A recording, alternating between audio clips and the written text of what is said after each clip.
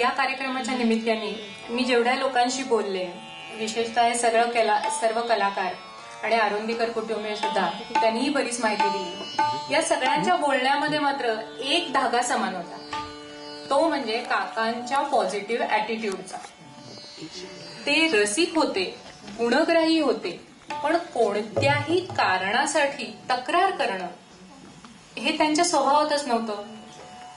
पाडगावकर एका आपल्या सुंदर कवितेत असं म्हणतात की सांगा कसं जगायचं, सांगा कसं जगायचं, रडत रडत की गाणं म्हणत, तुम्हीच ठरवा.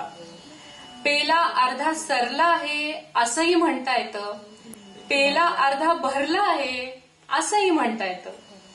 सरला आहे म्हणायचं की भरला आहे म्हणायचं, तुम्हीच ठरवा. सांगा कसं जगायचं, रडत रडत की गाणं म्हणत. पण पाडगावकरांची प्रतिभा अशी की प्रश्न तेच विचारतात आणि उत्तर तेही स्वतःच्याच गाण्यातून देतात.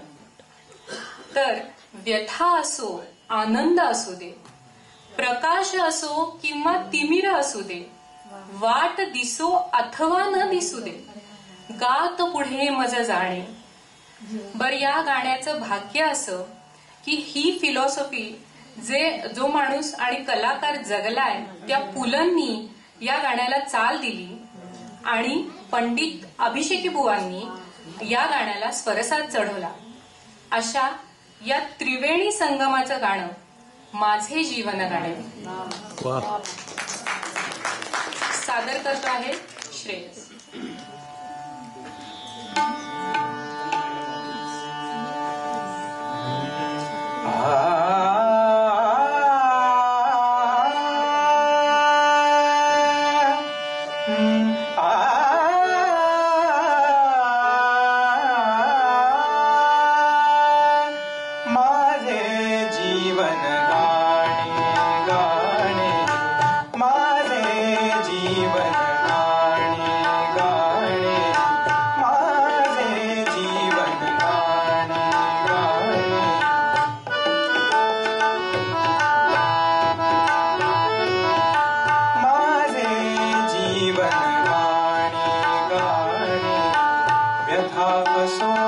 आनंद असू दे, व्यथा असो, आनंद असू दे, प्रकाश